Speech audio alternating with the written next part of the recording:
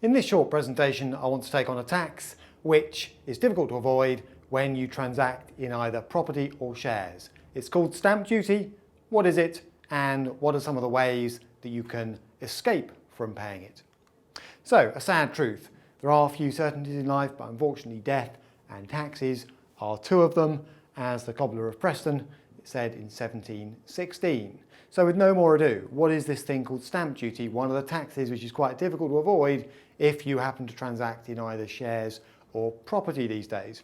Well, its origins go right back to paying for a war against France, and then the principle of stamping something tax paid got extended all over the place in the 19th century.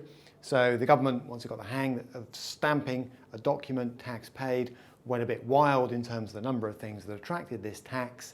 Nowadays, it's kind of clung on in there. So its conceptual origins have long since disappeared, but it still does hit you whenever you buy shares, and or, as most people know, when you buy a property, and it can hit you pretty hard. So what do we got? Two types of security first of all. Let's deal with shares first.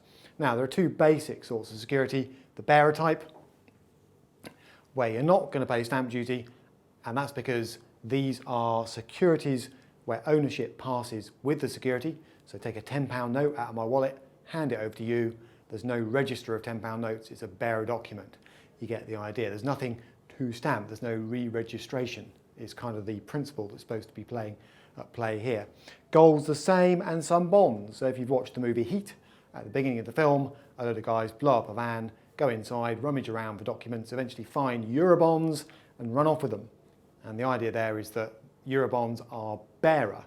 Now, it's not quite as easy to do it as that film makes out, but isn't that always the case?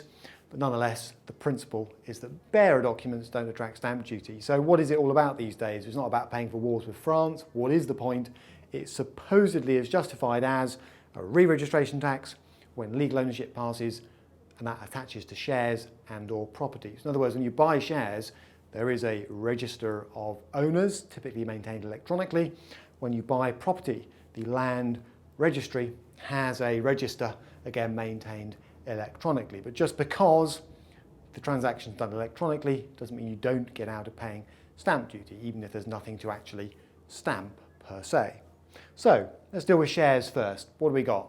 A little bit of jargon. Financial markets love their jargon. There are two types of stamp duty.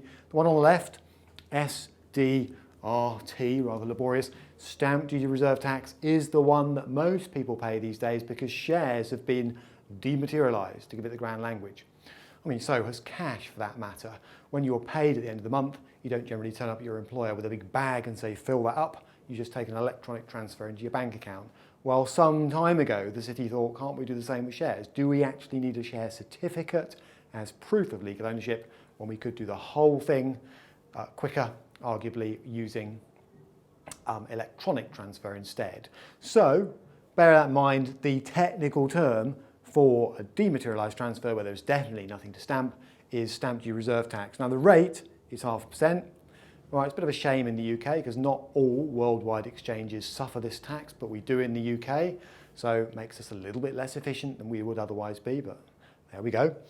It's based on the purchase price, not the value of the shares. That's just worth bearing in mind. It's based on what you pay, and it's the buyer who's going to suffer this tax, not the seller. And that's a principle that applies whatever you're attaching the tax to. It's rounded up or down to the nearest penny. We'd hope so. It's an electronic system these days. It's collected automatically.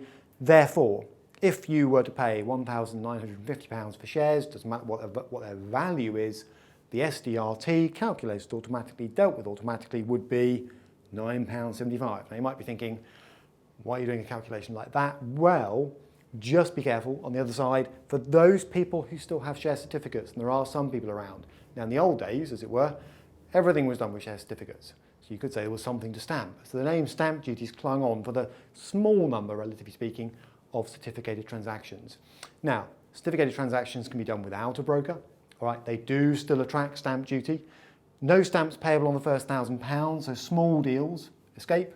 Above that, it's rounded to the nearest next £5. So the government gives with one hand, takes with the other. So just watch out for that. It does have an implication. Were you buying £1,950 worth of shares, that's the price you've agreed to pay, the stamp duty wouldn't technically be £9.75, it would be around tenner, rounded up to the next nearest £5. What's more, you'd be responsible for settling that. There's no automatic collection and submission, if you like. So just watch out for the jargon there and the slight quirk on the rates. Because as I say, most people these days transfer shares electronically rather than using share certificates, but you may have some share certificates and that's still perfectly legitimate and legal.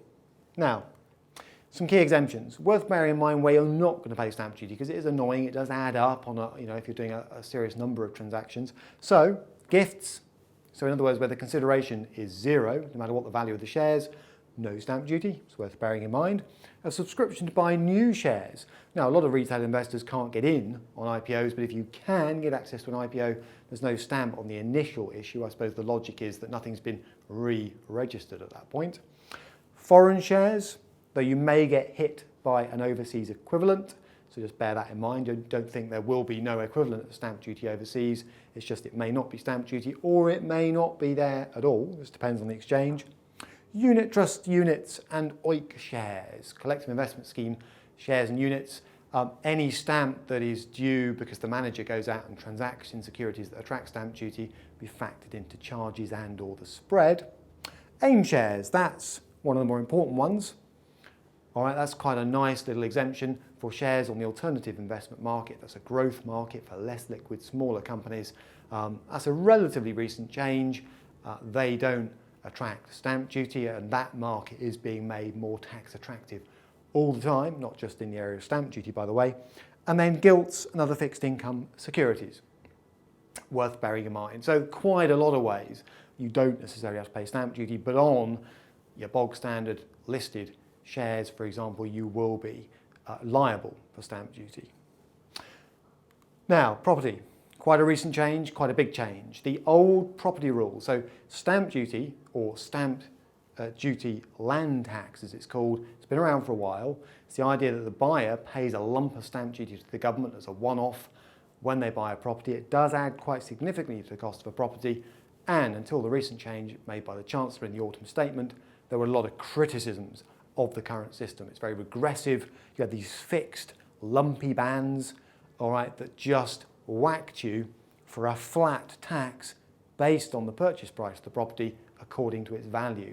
So, the moment you bought a property, for example, that took you over that band where you're paying at 1%, the moment you stepped over that band, the rate jumped from 1 to 3, kind of tripled your stamp duty bill in one fell swoop. So obviously that was a bit of a ridiculous system. It had plenty of critics. So in fairness, the Chancellor has reformed it. And what he's done is to reform it, make it a bit less regressive, make it a bit more like income tax. And while he was at it, he's decided to really clobber people buying expensive properties to give something back to people paying or buying less expensive properties. They're still going to pay stamp duty, a little bit less than they did before. So for most people, these old rules are just a matter of interest now. So what are the new rules? Under the new regime, SDLT is just a property version of stamp duty, essentially. You've got a series of bands. The purchase price will fall into one of those bands, all right, and you just look at the one it is to work out how much stamp duty you're going to pay. And we'll look at that in just a moment using an example. But a couple of things strike you when you look at the new rules. One is, up here, things have got a bit hairy. Those rates have been bumped up so that people down here get a little bit of a benefit compared to the stamp duty they would have paid. And if you're thinking, do they? Because wasn't it like 0, 1 and 3 before? Now it's gone kind of 0, 2, 5. Well, this is the point. Under the old rules, you were slapped for across the entire purchase price for whatever band you fell in.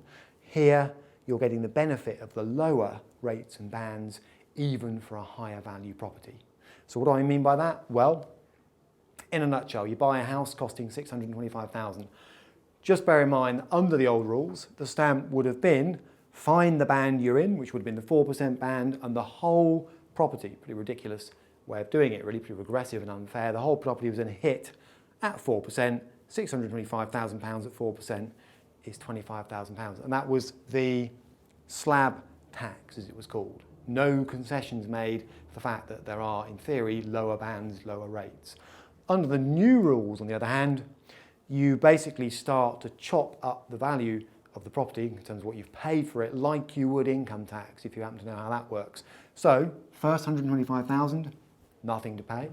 All right, next 125,000, 2% stamp duty. Look back at those bands, that's £2,500. And then the remaining £375,000, so there's the total value of the property on that side, if you like, at 5%, kicking you up an extra 18,750. So still pretty painful. You've still got to hand over a cheque to the government on the basis of what something that used to pay for a war in France has now been retained because it raises money because there's not really anything to stamp anymore. Leaving that to one side, you are going to be paying 21,250. You're never going to get that back. You write the cheque, hand it over to the government. That's dead money and significantly adds to the cost and the pain, frankly, of buying a property in this country. All right? So, whether or not you agree with the principle of stamp duty, and you've probably got a hint for where I stand on it, at least we've had some recent reform that makes it a little fairer than it was before, which isn't admittedly saying much.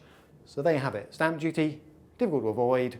Watch out for it on certain types of share transaction. Know when you can get out of it, and do take note of the recent quite substantial rule changes on property.